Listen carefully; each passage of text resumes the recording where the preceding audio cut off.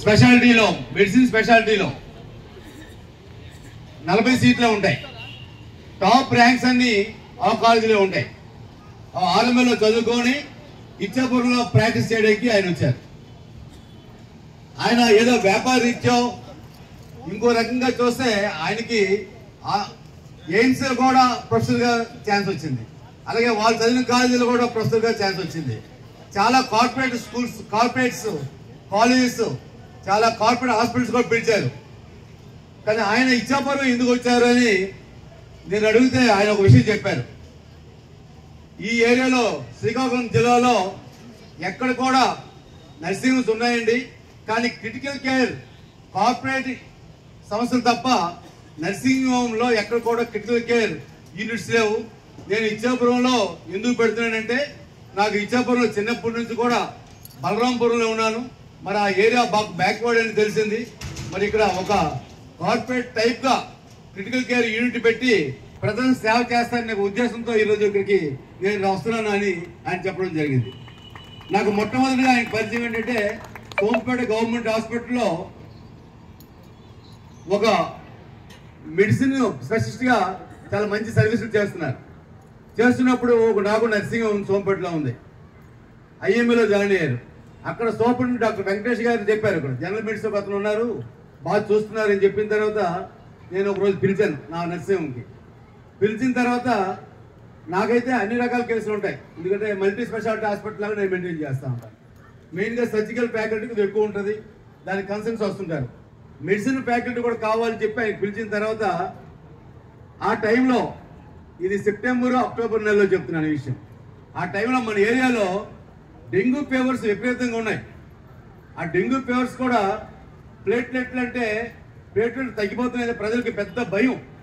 ఎంత భయం అంటే ప్లేట్లెట్లు యాక్చువల్గా అయితే 30-40 ఏం కాదు, కానీ 5,000, 10,000, 15,000 ప్లేట్లెట్స్ తగ్గే పరిస్థితిలో మా నర్సింగ్ హోమ్కి వచ్చారు. ఆయన పిలిచిన తర్వాత ఆయన తాలూకా టాలెంట్, ఆయన తాలూకా ఉన్న సబ్జెక్ట్ కానీ, ఆయన తాలూకా కేసు మేనేజ్మెంట్ కానీ, ఇక్కడ మా డాక్టర్ అశోక్ గారు కూడా ఆయన డాక్టర్ గారు కాబట్టి ఆయనకి కొన్ని విషయాలు తెలుసు.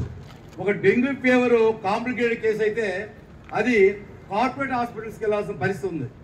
కానీ ఆయన నాకు చెప్పాడు, ఒక విషయం చెప్పారు, ఇక్కడ మనం ట్రీట్ చేద్దామండి, ఇక్కడ ఏం పర్వాలేదు. ఒక కార్పొరేట్ హాస్పిటల్కి ఒక డెంగ్యూ ఫీవర్ వెళ్తే కనీసం 1 లక్ష రూపాయలు ఖర్చు అవుతుంది. 1 లక్ష ఏంటి, 2 లక్షలు ఏంటి, 3 లక్షలు ఏంటి. ఆ క్రిటికల్ కేర్లో పెట్టిన తర్వాత మన అవుట్ ఆఫ్ అవర్ హ్యాండ్స్, అక్కడ ఏం జరుగుతుందో తెలియదు.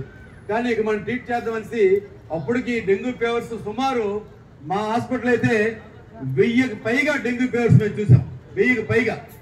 ఆ 1000కి పైలో కనీసం 200 నుంచి 300 ప్లేటెట్స్ థ్రాంబోసైటోపెనియా అంటారు, ప్లేటెట్స్ తగ్గి 5,000 నుంచి 1,50,000 తగ్గితే ప్లేటెట్ తగ్గిపోయినట్టే.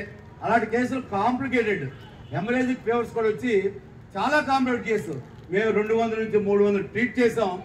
ట్రీట్ చేసిన తర్వాత భగవంతుడి దయ వల్ల లేకపోతే ఆయన వైద్య దయ వల్ల కానీ ఒక పేషెంట్ కూడా హార్మ్ జరగలేదు ఈ సందర్భంగా తెలియజేస్తున్నా. అది ఒక ఎగ్జాంపుల్ మాత్రమే. ఆ రోజు చూసిన తర్వాత నేను సురేష్ రెడ్డి గారితో అనుకున్నాను, మీరు సోంపేటలో ప్రాక్టీస్ పెట్టండి, సోంపేటలో ఉండండి, మాకు క్రిటికల్ కేర్ అవసరం, ఇచ్చాపురం నుంచి కూడా వస్తారు అని చెప్పినా కూడా ఆయన ఎందుకో ఇచ్చాపురం మీద ఆయన మొగ్గు చూపించారు. ఎందుకు మొగ్గు చూపించారని లాస్ట్ నాకు తెలిసింది ఏంటంటే, ఇచ్చాపురం చుట్టుపక్కల వాళ్ళ మిత్రులు, బంధువులు చాలా మంది ఉన్నారు, ఇక్కడ మెడిసిన్ క్రిటికల్ కేర్ ఇక్కడ లేదు, ఆ ఉద్దేశంతో చెప్పారు. మిగతా డాక్టర్లు కూడా నాకు చెప్పారు, సోంపేటలో సురేష్ రెడ్డి గారు ఇచ్చాపురం వెళ్ళిపోతున్నారు, సోంపేటలో దానికి ప్రయత్నించి ఉంచండి అనేసి అంటే నేను అప్పటికి చెప్పాను కూడా.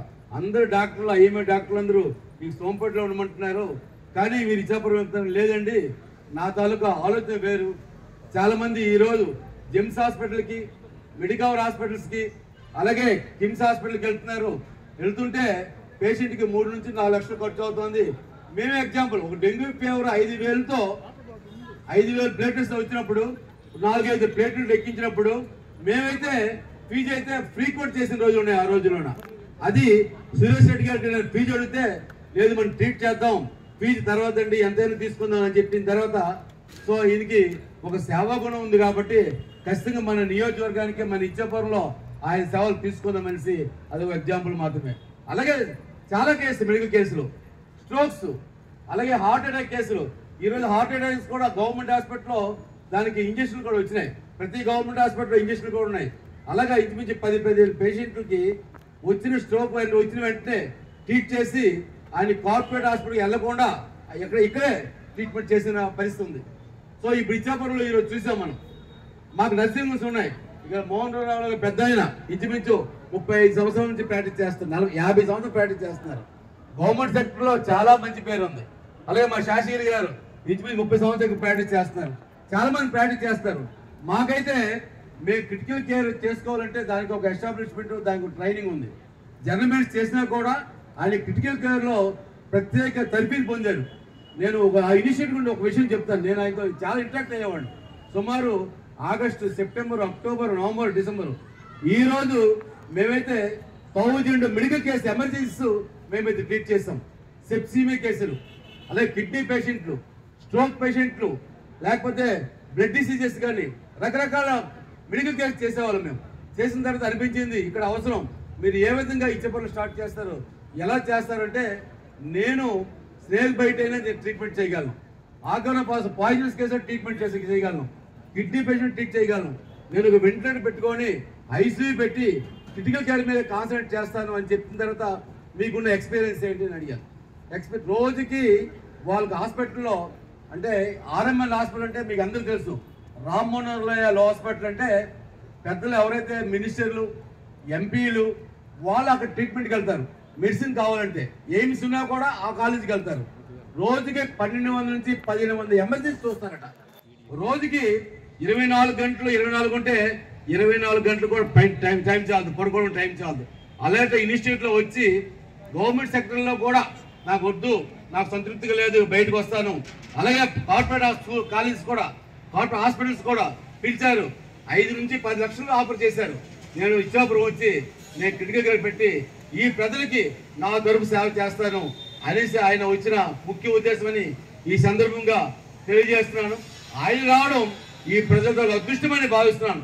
చాలా మంది అనుకుంటారు డాక్టర్ గారు వస్తున్నారు, క్రిటికల్ కేర్ చేస్తున్నారు, ఫీజు ఎంతో అనేసి. నేను చిన్న ఎగ్జాంపుల్ చెప్తానండి. ఒక డెంగ్యూ ఫీవర్కి వస్తున్నప్పుడు నేను కార్పొరేట్ హాస్పిటల్ పేరు చెప్పను, కార్పొరేట్ హాస్పిటల్ పంపించాం.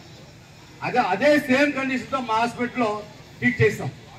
మేమైతే 10,000 రూపాయల కన్నా ఎక్కువ తీసుకోలేదు.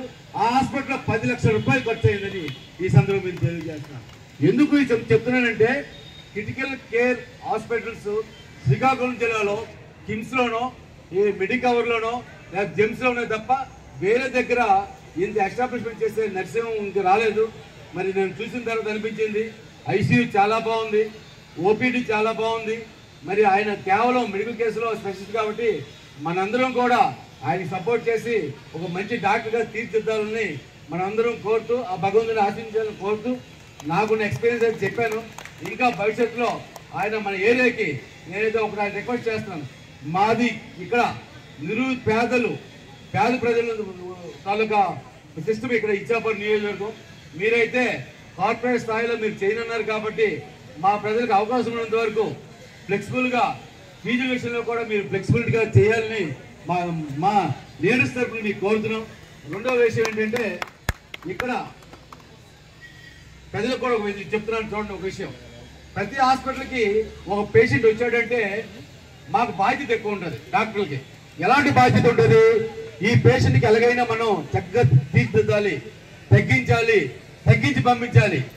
సీరియస్ కేసు రావడమే హార్ట్ అటాక్